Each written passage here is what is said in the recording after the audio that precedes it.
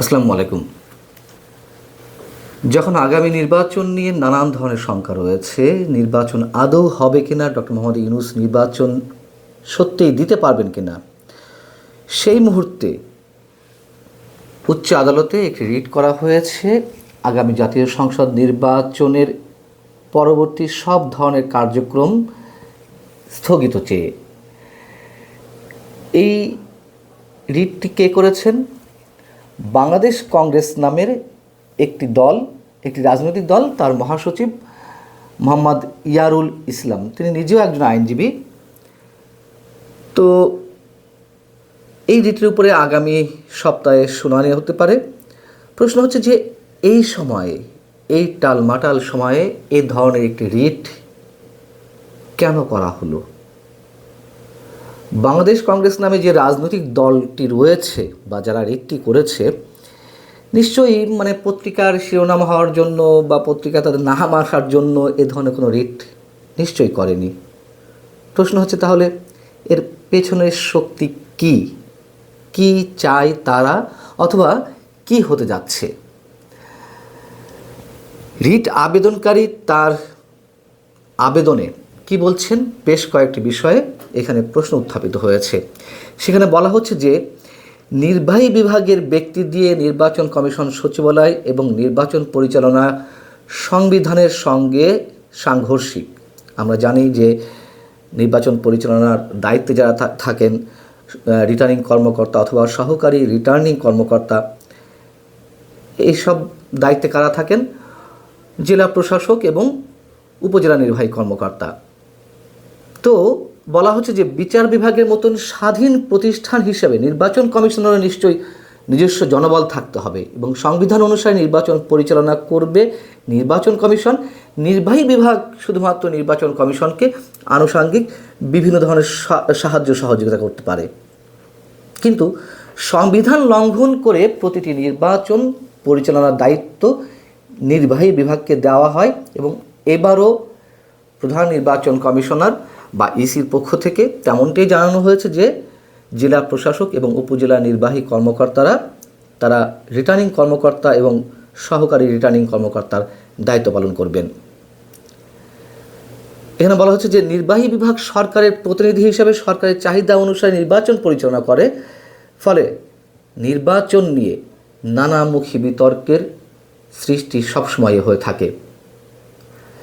রিটের প্রার্থনায় যেটি বলা হয়েছে যে জাতীয় সংসদ নির্বাচনে জেলা নির্বাচন কর্মকর্তাদের পরিবর্তে জেলা প্রশাসকদের রিটার্নিং কর্মকর্তা এবং উপজেলা নির্বাচন কর্মকর্তাদের পরিবর্তে উপজেলা নির্বাহী কর্মকর্তাদের সহকারী রিটার্নিং কর্মকর্তা হিসেবে কেন আইনগত কর্তৃত্ব বহির্ভূত ঘোষণা করা হবে না, এ বিষয়ে রুল চাওয়া হয়েছে। একই সঙ্গে রুল চাওয়া হয়েছে যেহেতু নির্বাচন কমিশনের অনেক ধরনের দায়িত্ব থাকে, সেই জায়গা থেকে নিজস্ব পদোন্নতি পদ্ধতির মাধ্যমে জেলা নির্বাচন কর্মকর্তা এবং উপজেলা নির্বাচন কর্মকর্তাদের মধ্য থেকে ইসি সচিব নিয়োগের পরিবর্তে নির্বাহী বিভাগ থেকে ইসি সচিব নিয়োগ কেন আইনগত কর্তৃত্ব বহির্ভূত ঘোষণা করা হবে না?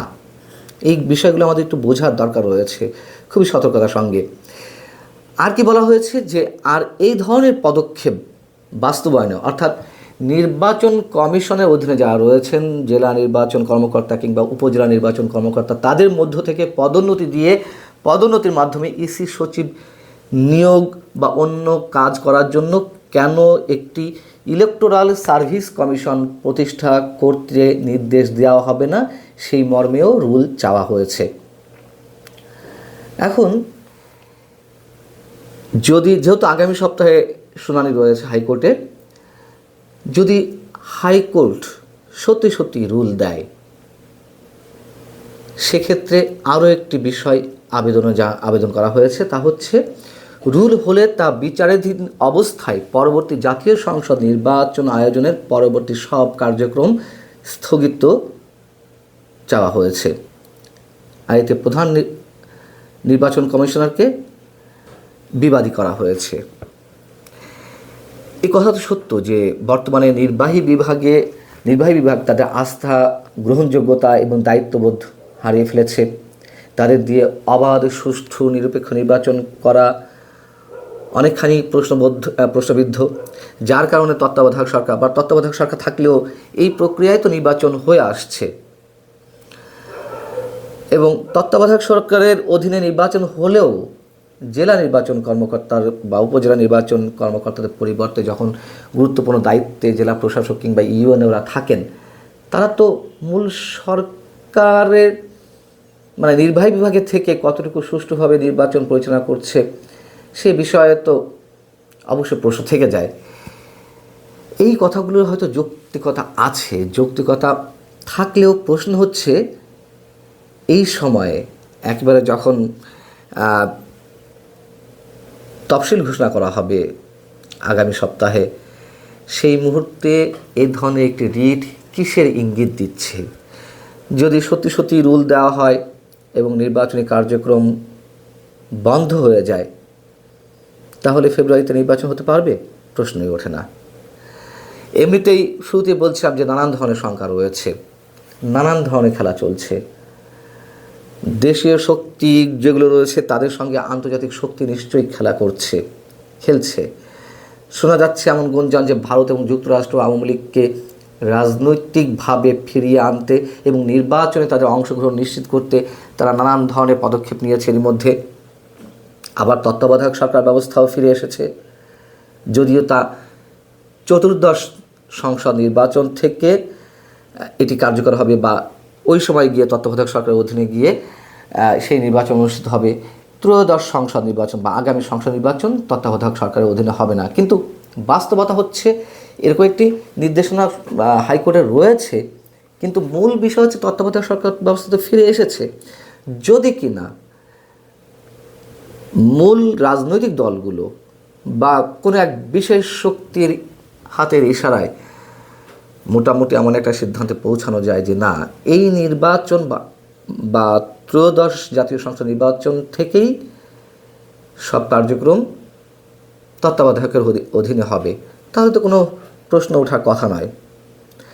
সেদিকে যাওয়া হচ্ছে কিনা আমরা নিশ্চিত নই। তবে যে রিটটি করা হয়েছে তা নিশ্চয়ই একেবারে অমূলক নয়। নির্বাচন নিয়ে শঙ্কা আরও বেশি ঘনীভূত হলো, এটুকুই বলা যায় এই মুহূর্তে। ভালো থাকুন সবাই। আল্লাহ হাফেজ।